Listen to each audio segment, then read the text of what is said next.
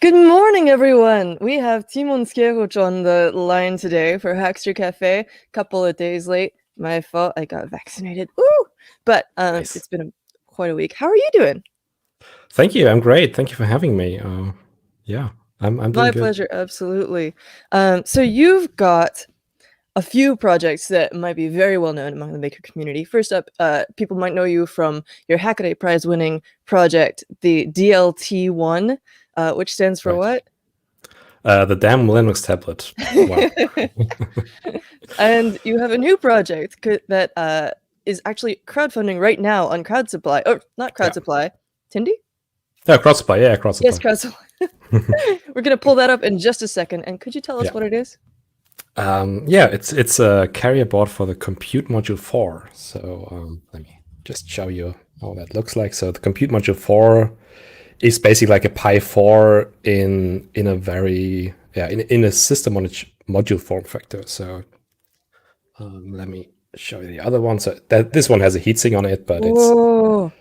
basically just this little rectangle here that goes on top of it, and then you basically have a Pi 4 but in a different form factor. So my form factor is the Piunora, and it breaks out different peripherals of the board. So something that basically the Pi 4, for example, doesn't have is an M2 slot for PCI Express. So you can have like an NVMe SSD in here, and then some of the standard stuff, so a camera connector, full size, not like the small one on the Pi Zero. And showing you the other one, I also have an analog to digital converter over here, because you can maybe you see it's in the Arduino form factor, and Yeah. I chose that because I was interested in bringing Linux more towards hardware prototyping, because I feel it's very cumbersome at the moment to prototype with a Linux board, like with electronics and stuff like that. It takes a while to set up. Like you hook up a screen, or you have to like set up SSH and then find out the IP on your router, and it's always Yeah. it's different from like just plugging a USB cable into into your computer, into the dev board, and then plop, there it is. And that's something I wanted to like enable with this. So another thing this has is, so the Compute Module 4 only has one USB port, unfortunately. So what I did is you can either use this USB-A port over here, and then there on top here, there's this little switch. So if you switch that over, you can actually use the USB on the USB-C. And this also changes how the Pi 4 behaves. So it becomes, instead of a host device, it becomes instead of a host, it becomes a device. So you can actually plug this into your computer and power it from your What? computer. And what I'm currently working on is having it come up as a mass storage device and a serial device, so that it works very similar like CircuitPython devboards work, where you also get a mass storage device, and then you can just put your Python code on there, just save, and then it executes immediately. And yeah, I try to make this a very accessible electronics dev board. So I try to incorporate like an ADC and stuff like that is important for electronics prototyping. Yeah, so And with an analog to digital converter, you could do things like take analog measurements of things. exactly, yeah. And it also has a quick connector. I think that's maybe still not so well known. This is this little white thing over here. Spark And fun. yeah, exactly. SparkFun or StemMQT, I think is the Adafruit brand. Right. And this is for I2C, like a very neat way to quickly bring I2C breakouts to your project. And the cool thing is you can daisy chain these, so you can have multiple I2C devices. And there's like no soldering, no breadboard. You just plug in the cable, and then you have already Python drivers for this. So Adafruit is maintaining a library called Blinker, which gives you all of the CircuitPython drivers actually for the Pi ecosystem as well. So you already have these hundreds and hundreds of device drivers already working. And so Yeah, many so devices available as well. Like you're saying, you can daisy chain them like this. What yeah, are those modules that you have attached right now? that's a magnetometer, and what was the other one?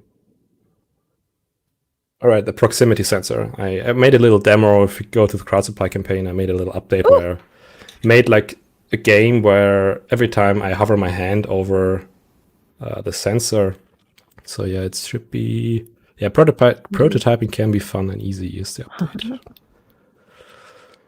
And that took, it's just like 10 lines of code. I think further down.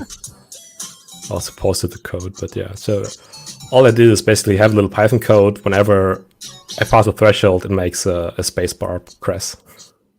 Oh, cool! And like everything is running on Piunora, you know? So it's not like attaching a microcontroller to a computer that then uses it as an input. It's like all in one. And I think that's quite cool for like media artists or like installations or just whatever you come up with. Machine learning is also a big thing, I think. Gaming. Well, obviously you just showed us a gaming demo, but like all kinds of custom controllers and things. There's such an interesting, huge community around that. Music control. So cool. Oh yeah, definitely. Music is like I don't have expertise in that, but I would love to see some people do some cool music stuff with this. Like Pysonic is a really cool project on the Pi to like generative music and stuff like that. So oh yeah, I love Sonic Pi. That would be cool to see. Oh my goodness. So besides the full-size camera connector, you also have a full-size HDMI on there, is that right? Yeah, exactly. So that's also different from the Pi 4. Like I personally don't like using adapters. It's always like another thing you need, and you always need an adapter with HDMI. Like no device uses micro other than like the output. So I use full-size everything everywhere. That's so nice. Possible. And again, you have USB-A and USB-C. You're so close to your goal, and you've got 5 days left. So people, you still have time to jump on this. Very exciting. What's it been like for you? Stressful. Like I still have a full-time job, so this is like more of a side business for me. And wow. Also during a pandemic, this is it's been straining. Yeah, definitely. But also very interesting experience and also quite fun too. Yeah. So it's a mixed bag. Makes sense. Having a full-time job and doing a crowdfunding campaign on top of that sounds really intense. How do you manage it? I mean, it's been a while. Like I've been working for this for like 5 months or even more. So I stretch it out basically. Only working a couple hours in the evening on the weekends. Yeah, that seems like a good way to maintain stability. Yeah, I'm very pro like work-life balance. I don't usually. I try to avoid working on the weekends. Like it won't be sustainable. So this isn't the first breakout that you've done for even a Compute Module 4, but like if you look at previous projects you've done, also one for the Raspberry Pi Compute Module, a previous version of it that was in that slot. Yeah, I've been working with the Pi for a long time. So could you tell us what's different between this one and your previous one? It looks quite similar, but I'm sure there's differences. So the minimal that was just a fun project. I did that in like 2 hours and milled it out on the little CNC machine back there. Oh, is it a Bantam mill? Yeah, that's a Bantam, right? Cool. Yeah. Like when it was still called Other Mill. Right. And that's so cool. That was just a demonstration. Like I first of all for myself, just like get it to Blinky kind of thing, without spinning a board and waiting a week or so. But also kind of to like, I thought it would be a fun thing to do to show that it's quite easy in terms of like what you need to do. Like when I started out like designing more high-speed stuff, like I was always interested in doing like HDMI and stuff like that. And I was always kind of scared because you read so much stuff about that, what you need to like keep in mind and how to do the layout. And it seems like black magic kind of like because you get in these really high frequency realms, like HDMI 2 is like 18 gigahertz or something like that. But it's actually not that scary. And that's what I wanted to show. Like you can do it in the worst ways possible and it will still work. So this is the single layer board. Like it's just one copper layer, and a rule of thumb is you need at least 4 layers for high speed stuff. So like you need a ground plane that is super close underneath it for like impedance matching. And yes, if you make a product like I do, you should do that. That's very important. But if you just want to get going, you want to try it out, you want to prototype, it will be fine. I've seen Wow. people breadboard HDMI. It's kind of like how people who are new, close your ears. We're not recommending this, but I don't ever like wear a grounding cable when I'm soldering or whatever. Like I Oh, know me that it would neither. be best to, and I've got Raspberry Pis like sitting in a cardboard box together. Like I know it's not best practices, but like, you can get an LED blink like on a 3-volt coin cell or whatever, you don't need a resistor. You can make it work. But if you're making a product and you want it to actually live for a while, then it's definitely a best practice. Yeah, I do it's notice, about knowing what to do. yeah, I do notice that you have avoided 90-degree angles in here. You've got little like over here. Oh, that's actually one of those things. That's total myth. Like I do that. Really? I did that because it's prettier It and is sometimes pretty. easier to route. But unless you go into the realms of like 20 gigahertz plus, it does not matter Really? whatsoever.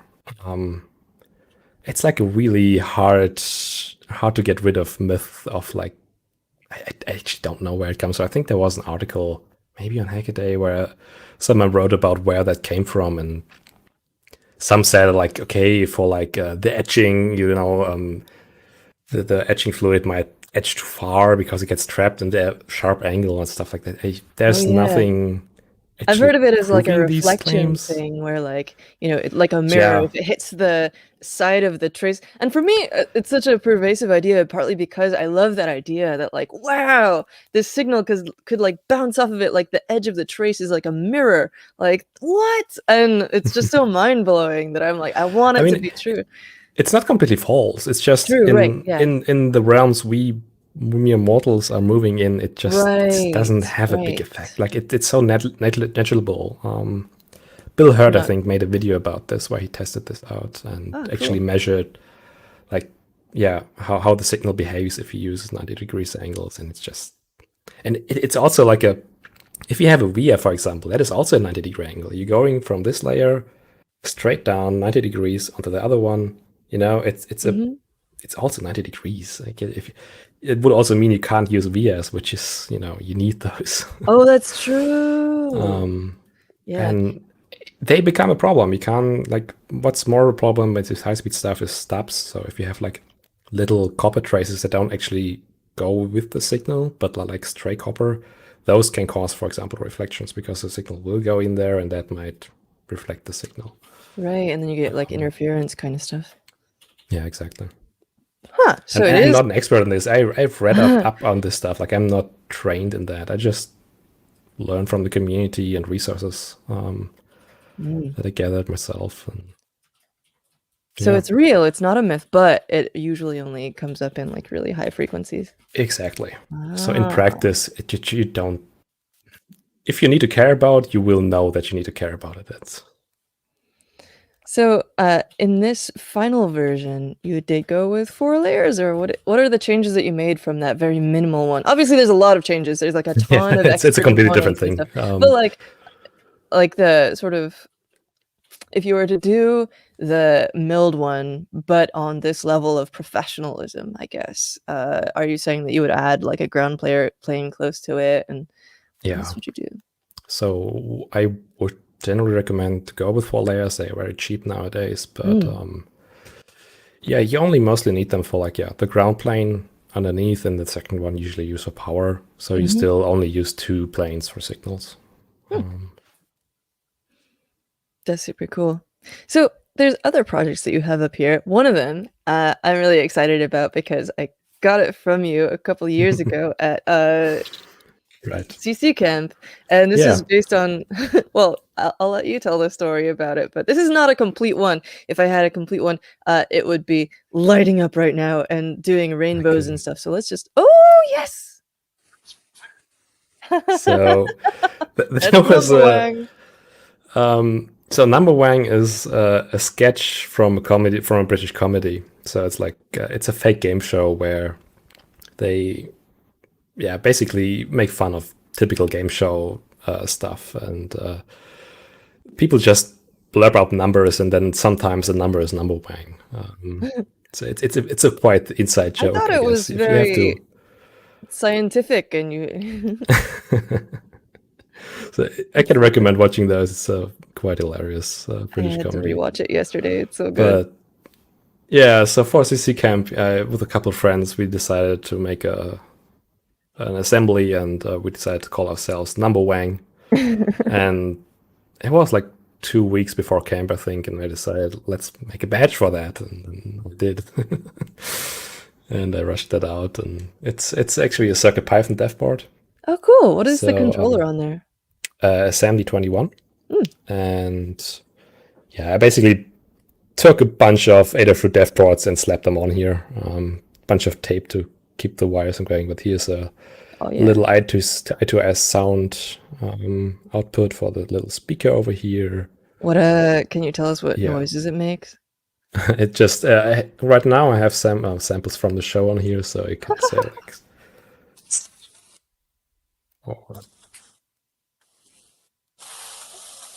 live demos.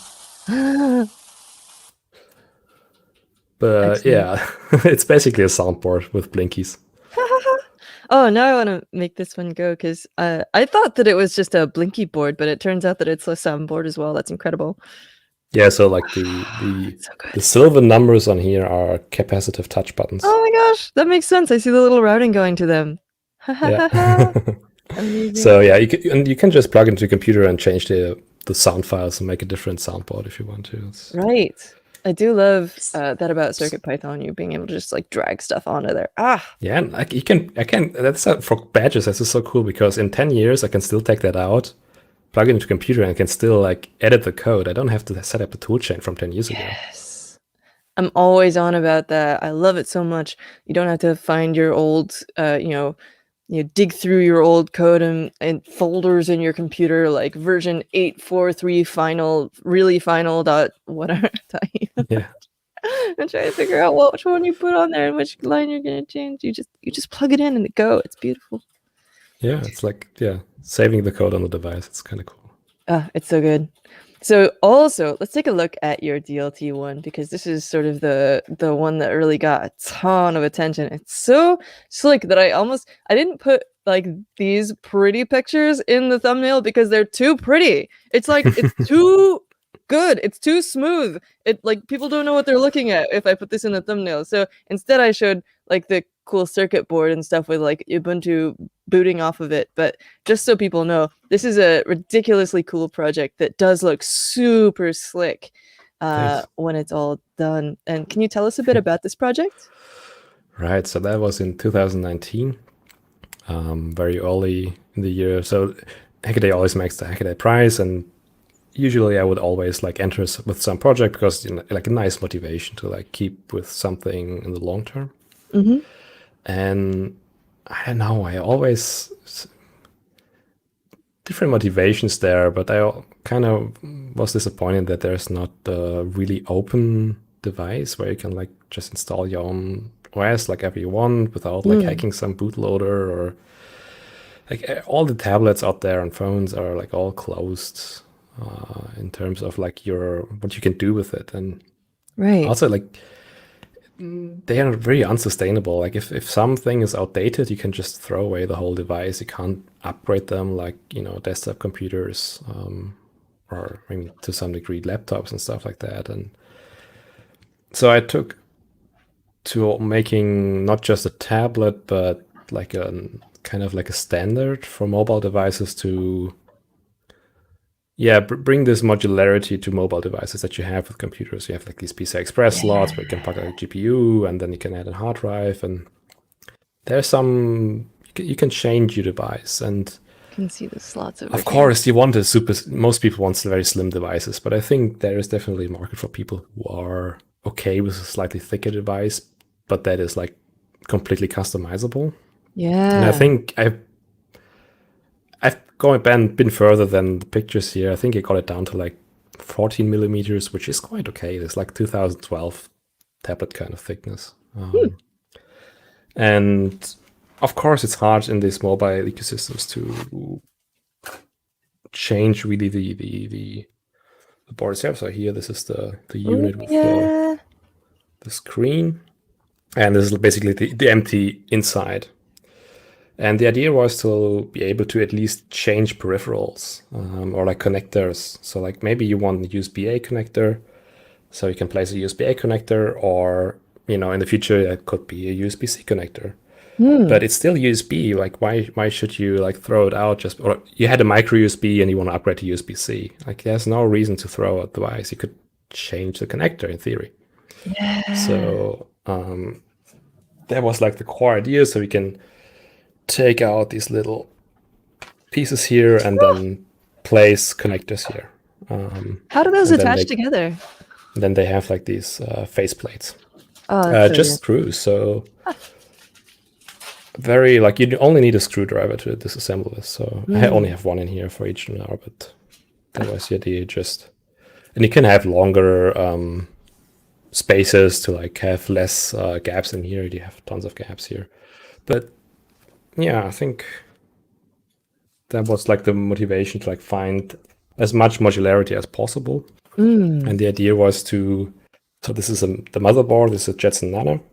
That's what I worked with back then.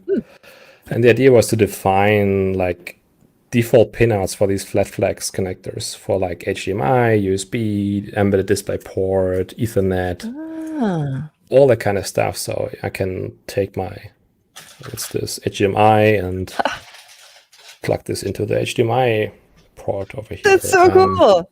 And you could, maybe you want to upgrade the motherboard. You don't have to throw away, everything else. You just have to upgrade the motherboard, and everything else will stay the same. And beyond upgrades as well, even if you're just trying to, it's also a great stride forward in terms of repairability. Like, you don't have to throw it away if one of these things breaks. Like, certain types of USB often like get clogged up or like have structural failures or whatever. You clearly know about that. And then, just being able to repair the device just because like the battery starts sucking. You don't have to like throw the whole thing away just because. And it's really easy to open up and dig into that yourself. It's so good. And you don't need to be able to solder to change the connector. It's just a screwdriver. You unscrew the thing and you're good to go. Like, it's, I think, much more. It gives you much more power over your device, even if you're not a hardware hacker. But it's a huge endeavor. I'm not gonna lie. I got far, but I put a bit on the back burner. I actually played with the Compute Module 4, thinking about making another motherboard. So having the Jetson Nano and the Compute Module 4 as like an example motherboard. But yeah, there's so much stuff to solve, and if I want to go further, I have to think about commercializing, and the Piunora was a nicer start, I would say, in terms of like bringing a product to market and learning a bit about that side as well, because that's new to me. I know how to develop, but I don't have experience with the business side yet. So that was like my, dipping my toes into the water of hardware selling.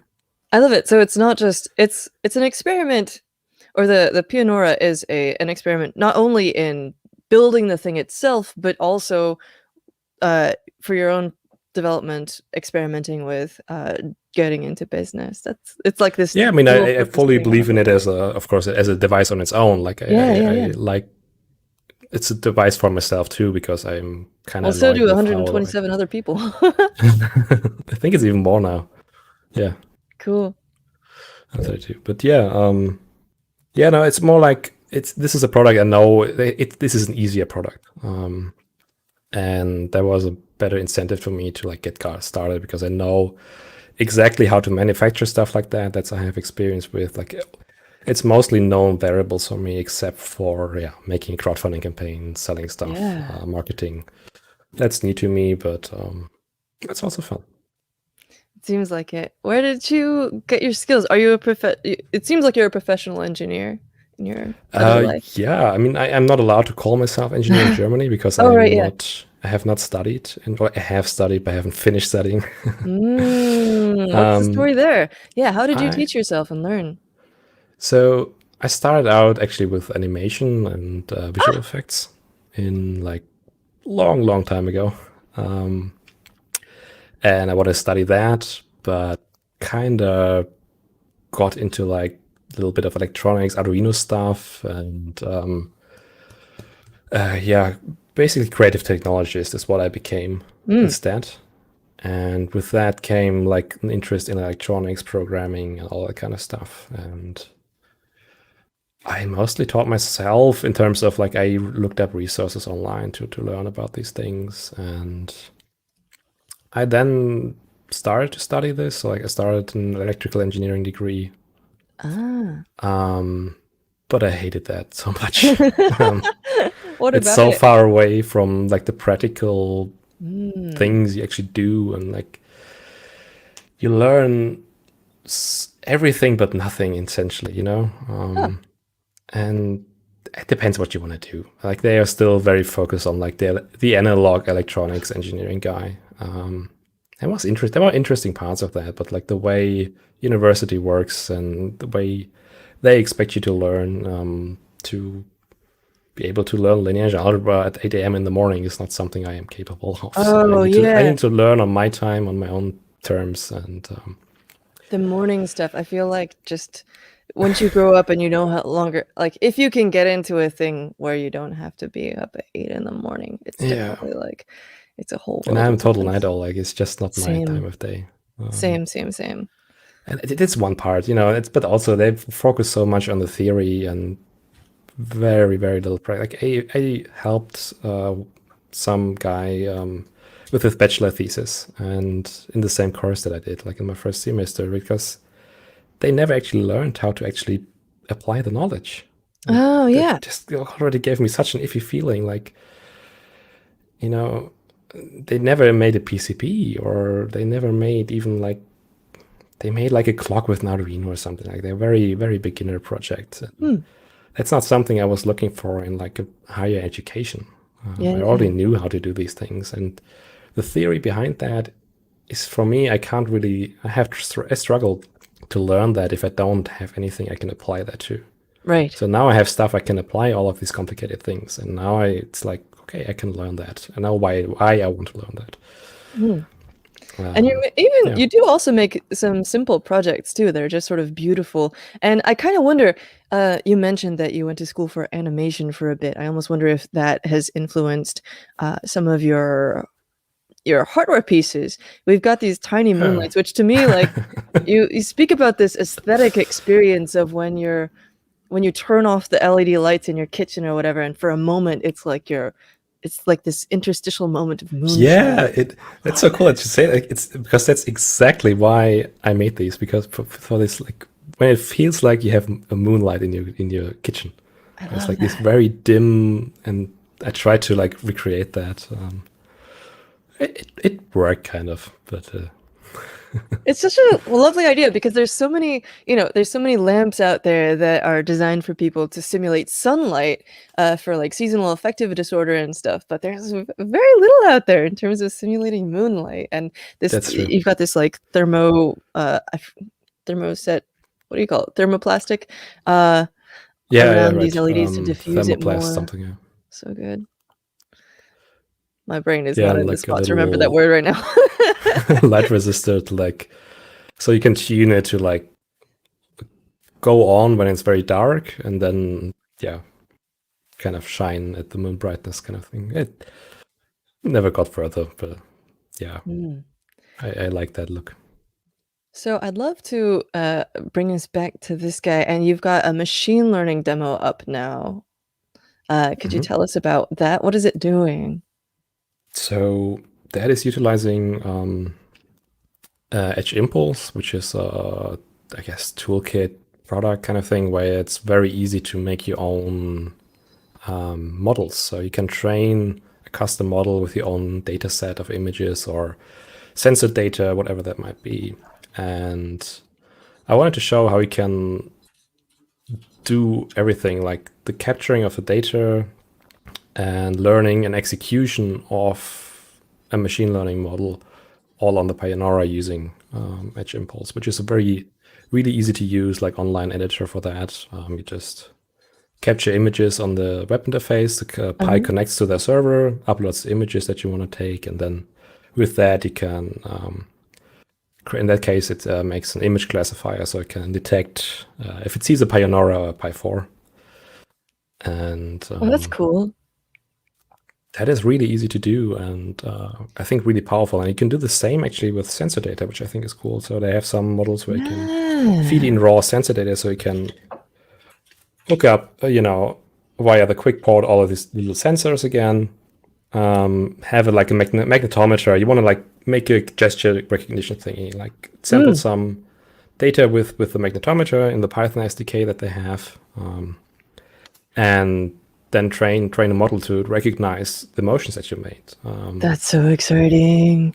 And yeah, you can mix that with some really high performance stuff. So they kind of, I think, focus on microcontroller stuff because some of that works on microcontrollers, but they also now started to implement things like image detection, so you can detect multiple objects in an image, which needs, a high performance processor like the Pi. And That's so cool. Yeah, I think that's kind of what I target with that. I've used them for audio machine learning before, but I cool. hadn't dived into the camera stuff. Maybe that's a new thing because the that's quite new. microcontroller stuff previously. Good to know. Oh man, I'm gonna have to go do so many things after this. You've inspired me to start working on PCB stuff again. There's so much cool stuff. Is there anything that we haven't covered? Maybe an old project that you really love, or something coming up that's like a sneak peek, or something you could tell us about before we wrap up here? I'm really curious. What would you throw in there? I was hesitant in the past to talk about that, but I think it doesn't matter if I do or not do. But something I plan or want to do, and I have no guarantee if it actually works out because sourcing the parts for that is really tricky. I have a source, but they are really not very responsive. That's why I'm hesitant. But you maybe know the Texas Instruments dev kit for that, like their micro mirror devices. This is a DLP projector. What? And you get newer versions with this at a little bit higher resolution. This was intended for the BeagleBone. And I want to make a shield for the Piunora that makes it into a projector. That's so cool. It just sits on top, and they have a really tiny micro projector. I really want to do that because that would be really cool for like arts projects and in general, because it also doesn't exist really. The BeagleBone is not really suited for like very visual stuff, at least the old one, and the Pi has much more accessibility there, in my opinion.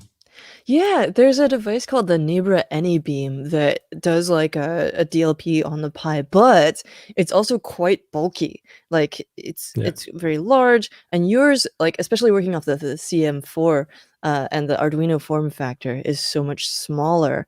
It would only like double in thickness probably, so it would have like this package basically, and yeah, that would be really, really small. That's so cool. So, of course, I have to mention that this is in an Arduino form factor, but my assumption, and I might be wrong here, my assumption is that you couldn't just plonk down a regular Arduino shield on this, or could you? Can you plonk down what? And like use it with the Pi? It depends what it is. So I mean, it's a very old ecosystem, right? But the most Arduino shields out there are 3.3 volt compatible. And that is the most important part, I would say. I try to be compatible with the Arduino pinout. So if I take, this is a Metro, but it's a same. And like pin 13, 12, 11, that's SPI, for example, and then you have the I2C pins over here. And I try to also use, on the back it says like SPI. On these pins here. So most of these important ports are on the same space. So even if it's not using just GPIO and analog pins, the shield could work. The only thing that is not compatible is I don't have a serial port on these pins here below. Like on most Arduinos, these pins are focus. These pins normally are UART, so like TX, RX serial. That is not the case. You can use software serial, maybe. I think that exists. But so there's some gotchas. I have not hunted for like perfect compatibility. But a large swath of devices should work just fine. Wow. And some of the Adafruit stuff has CircuitPython drivers, so they will just work on the Pi as well. And You that have to click check. connector is a game changer as well. Like just having that attached to a Pi directly so that you can do I2C Yeah, like without daisy an chain extra devices. shield, stuff like that. Yeah, it's just there. And you also have buttons. If you look on next to the HDMI, there's a little user button, so you can like, you have like a basic. Right. Oh right, I You have forgot. There's LEDs also as well. yeah, there's an RGB LED here. That's so good. Oh my gosh, If it's like the best. we still have time, I can power it up. Please. But Yeah. let's try that out. So it takes a couple seconds to boot. So yeah, it's still, of course, your normal like power LEDs and activity LED that you are used to from the Pi. And let's see if I can connect to SSH. It's such a cute little board. I know that's not the most important thing, but for me, it's like, it's really a cool thing. Yeah, and you went with black for it, which is, you know, a bonus. Yeah, matte black. I love matte black. That's always the sexiest. Classic. By the way, if you're like inclined to hack, I added a little USB jumper. So like under the USB-A, there's a little jumper, like a solid jumper, and that would connect the USB to the PCI Express port here. And that a lot of M2 devices actually use USB and not PCI Express because M2 actually allows a lot of different ports. And if you're intended to do that, it would just wanted to say that exists and you could maybe hack it. It's not like a fully supported feature. It's more of a thing like I wanted myself. Yeah. Want it there for myself. So there's extra little things that are not even like technically like a big part of it, but like just all these little extras that you can do. I love it. All right, so I got it booted and I just need to type in the command. Hopefully that blinks. Yay. Ah, yeah, look at that. So you have a little NeoPixel there. I love it. And that was also really important for me. To like have a simple output, a simple input. Yeah. That's just on board. You don't have to hook up an extra button, an extra LED. It's just there, you know. Even just, you know, I've rigged up a whole extra project from time to time to be able to reset or shut down the Pi with a button press. Oh yeah, that's and like, also just for that. I added a little button extra for that. So. Oh no way! This is the best of the both worlds. I call it the butt button because it's on the butt. But it's not a hardware shut off because I thought about this and it's really expensive to do it right or really stupid to not do it right. And but I will you can do that with a script. So like I will offer a script that when you hold this button down for like 5 seconds or something, it will soft shut down the Pi. So it safely shuts down so the file system doesn't corrupt and stuff like that. But yeah, having a dedicated button for that, I think, is important. That's so good. Oh man, you've just a few little tweaks to the existing Pi design just to make it so much more functional. Oh man. Also like silk screen, like having a pin label, like which pin is which. This is such a small, like on a Pi, if you do I have a Pi here? I forget. I mean, I have the official dev board here, so this is the official dev board, which is a way larger. Wow, yeah. But you know, find out which pin is what. You have to like look up. This is the normal 40-pin header of the Pi 4. You have to count 1, 2, 3, 4, 5. Okay, I need to connect to pin 16 and have like a website open to like find out which one is which. Like. It's a small thing, sure, but you know, when you just want to hook up stuff, you want to quickly prototype something, it's so annoying. Yeah. There's one I've seen once that had like little multicolored headers where each little header pin was actually the right color for the thing. But still, like you don't have the pin labels, like it's so hard to get on there. And so here, if you already know the Arduino pinouts, then you pretty much have this as well. This seems like such a great platform for people who are just trying to get into Raspberry Pi stuff and they've only done Arduino before. Yeah, for sure. So Sorry. So folks who are backing this, you have many options. There's the Piunora Pro, the $39, then the Piunora Lite, which just is is just smaller, just a little bit smaller, because Right. there's no camera I was connector. thinking about like people who might be into the Pi Zero but need more power, like processing power. Because Ah, if you I didn't offer it this time because it's just too many options. But if you remove the pin headers, which is quite easy actually, you can actually use just clippers. oh yeah. So and then this is like it's just 8 millimeters, Wow. which is really thin. And I thought this might be cool for people that are looking for like tightly integrated projects where they use the Pi Zero at the moment. But a And little that's bit what the more Lite is powerful. targeting. Like people that are mostly interested in electronics, I think the Lite version might be a better option. Ah, good to know. And then you can actually pick up everything that you need in order to turn this into a fully functional device, including like the Right. heatsink, So micro SD card. yeah, Crowd Supply offers some compute modules. Mhm. There are more options, of course, available. Like you have like I think 64 options for the compute module 4. So you have Whoa. eMMC, which is like an internal storage. So you don't need an SD card, which the Piunora also supports. So you can flash eMMC modules with it.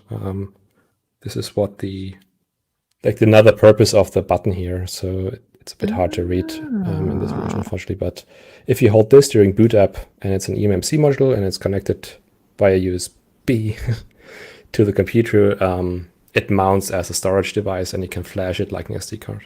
Wow. So many hidden functions. It's great. I mean, I'm sure that you've got good documentation as well. There's also all of these sorry, what?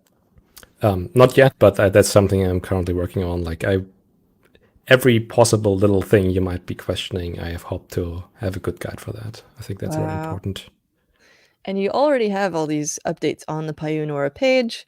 So everyone, you've got 5 days left to go. Yeah. This is so close. exciting. Thank you. So thanks so much for thanks for joining us in this, taking the time when I'm sure that it's sort of in the last stressful days of this campaign. And No, thanks thank you for everyone having me. joining It's us. awesome. Yay! Okay, you rock. Everyone, you rock Thank for you. joining You us. too. Stay cool and hack on. Thanks again, Timon.